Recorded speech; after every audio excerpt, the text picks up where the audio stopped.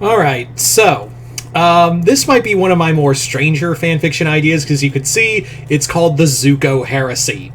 It's amazing what you and your girlfriend can come up with on a late afternoon and just while just talking. And this idea just kind of sprang from like choosing what characters would work as certain Primarchs. So the roles changed a lot. Hell, at the last minute, a lot of the roles changed too.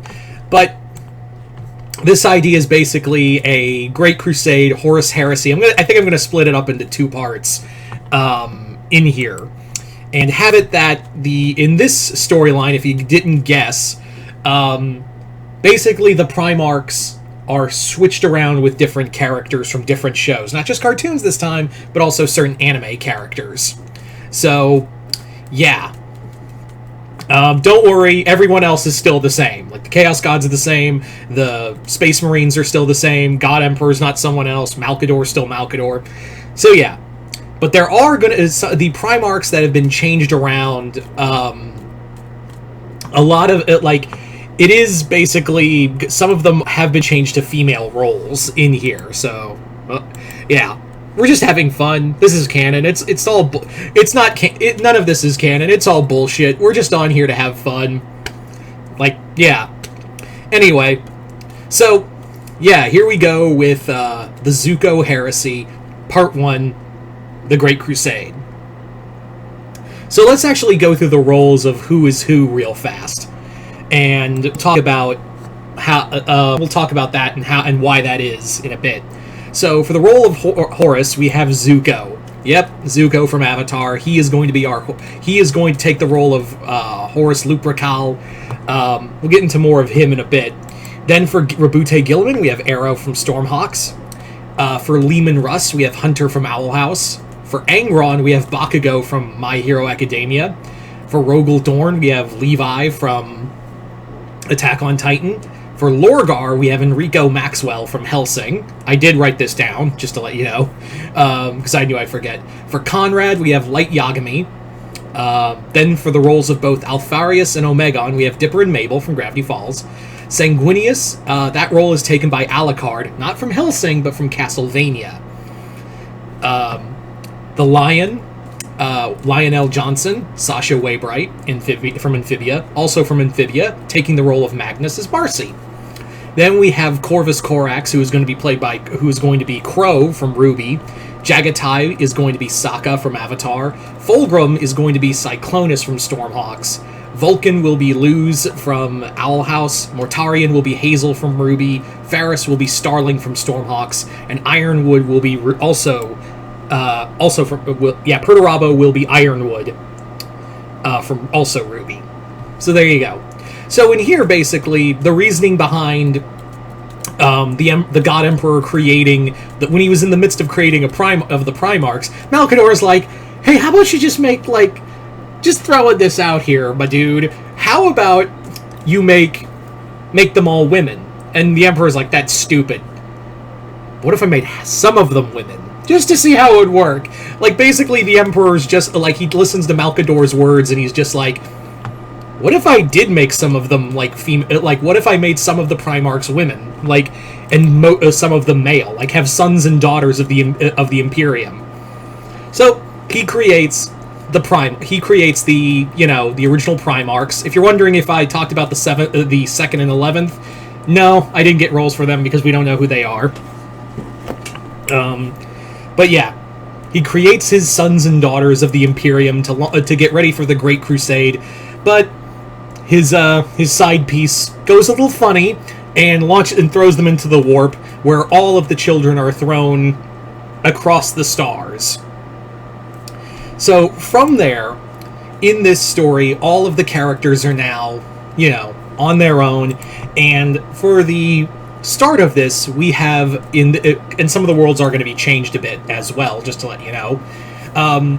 The main focus is, of course, Zuko, who is our Horus. In here, he landed on a planet that was run by a very powerful warlord, Ozai. And Ozai found Horus, took him in. Took him in because his wife wasn't producing a son. Like she hadn't produced any heirs yet, and he's just like, this thing was clearly sent by, you know, the powers that be to be my child, you know, to be my heir. So he names the boy Zuko. He raises him. Then he has Azula with his wife, forced wife, and Zuko is raised as, you know, Prince Zuko, and he clearly like of course he's a Primarch. He grows faster. He's larger. And he basically is instilled not by, you know, all the teachings of his father, but he's also like he knows, like, you know, through his father he's taught, like, you know, all these things about conquest and ruling and tactics and all that. But his uncle, of course, Iroh, is, you know, also teaching him humility, and he also has love from his mother.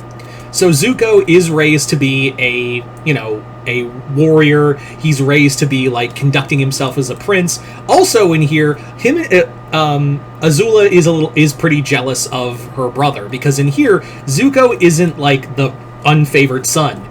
Ozai sees Zuko in this continuity as like, holy shit, this child is going to be like a demigod. When I die, he's going to like rule the fucking he's going to rule the fucking galaxy, and he's going to create like a new empire in my name, and, you know, my legacy is set. Fuck you, Azula. So Azula in here is the mistreated one. But Ozai is not exactly kind to his son either. Like, when Zuko is imparted a lot of, like, knowledge from his father, but not love, like his uncle and his mother. And essentially, Ozai kind of knows that, like, hey, my brother and my wife are kind of teaching him shit that he shouldn't be learning. So he basically has, in this storyline, he has Iroh and his wife assassinated. Like, he has them murdered. And when Zuko finds out, he is just all ready to fucking kill Ozai. And sure enough, he just goes into a rage, because he basically lost the people who were giving him humanity, and he fucking loses his shit. But right as he kills Ozai, he just strikes him down. And he's looking at Azula. He's like, I know you probably had a hand in this, but you are the last family member I have. So you're either going to help me preserve this empire, or I have no problem being the last of my bloodline. So Azula agrees, but she's just kind of like, we'll see where this goes. Could be fun. But as Zuko is reestablishing the rules and becoming ruler of this planet, that's when, of course, the Emperor arrives, the Emperor of Mankind, and reveals to him, like, I'm your real father, and, you know, you are the first of my sons. And through that, Zuko is basically like, holy shit, you know, I thought my father was a great guy, but also an asshole, but this dude is, like, on another fucking level. So he's just, Zuko leaves Azula in charge, and he goes with the God Emperor back to Terra, where he's told, like, you have other siblings out there who are lost in space, and we will find all of them. Of course, there's like Hunter, who is on, you know, Fenris, and here he has more like animal-like senses. Since he's been living with wolves so long, his body has kind of changed more to be animal, like a little more wolfen. Whether that be an effect of the warp or whatever, it's hard to say. Then we have Arrow, who's on Ultramar, who has been raised to be a dignitary and raised to be, you know, an emperor of Macragge. Then we have Lorgar, who's just a religious fanatic. We have Levi. Yeah, not Lorgar, excuse me, Enrico, who is Lorgar in this role. He's become a religious fanatic. All of the sons and daughters of the God Emperor are eventually brought together, and the Great Crusade begins. From there, you know, the sons and daughters of the Imperium are all brought together. Now, you may be wondering, okay, so the Primarchs are men and women, right? What about the Space Marines? Like, what about the Astartes? They're still all men. Like, they're all still men, because the Emperor was just like, Yeah, I don't like the idea of the possibility of these guys figuring out how to breed, so I'm just going to make them all men. Like, I'm just going to make... You're just going to have... Your armies are going to be made of your sons. You know, no daughter... You know, I may have daughters, but I won't have... My sons have sons and daughters. So, again, it's the Emperor's hypocrisy right there. But yeah, also if you're wondering, just a fun thing, Dipper is Alfarius and Mabel is Omegon. She basically, they were split from the war. They were basically the same person, split from the powers of the warp, and Dipper actually found her in the warp, and actually they discovered a pretty unique ability that the two of them share. They can basically mimic each other's voices. So they can mimic one another's like voices and tone. So half the time when they're in court, you don't know if it's Dipper or Mabel, because she basically, like, Mabel just hides her hair, and Dipper also wears like he also changes that his hair grows out more. So you can't tell if it's one or the other in court taking on that role and leader of the Alpha Legion. So yeah. But of course the Great Crusade begins, and you have Light, who is just terrorizing planet after planet. You have Ironwood, who is just leading these attacks left and right, leading these sieges. Levi and his Imperial Fists are, also on their own war. And then you have others who are along the lines of Arrow, who is like trying to establish governments and things like that. And then there's Enrico. Enrico is basically all up in his, of course, since he is the Primarch of the Word Bearers, he's basically all like, my father's a god, I'm a son of a god, and I will teach these people the light of the Imperium and all of that. Of course, the God Emperor is not happy with it. So, in here, instead of calling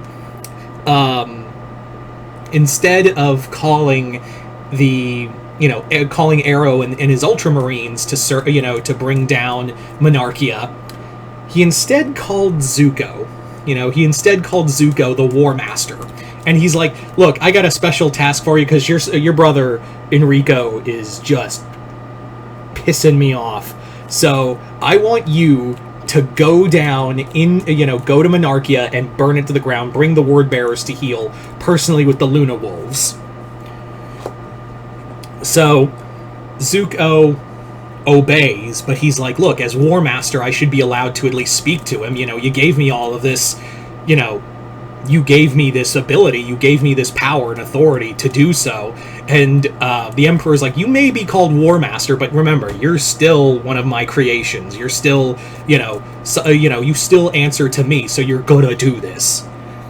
So what happens is that Zuko goes to Monarchia, and he just basically tells, he pulls Enrico aside, and he's just like, dude, you need, I'm gonna let you know right now, Dad called and said I gotta do this. And he's like, no, you don't have to, you're the War Master, you can, you don't have to listen to our, he may be the will of God, but you maybe bring him here and he can see what I'm trying to do. And he's like, I tried to talk to him, man, but I can't stop him, Maxwell.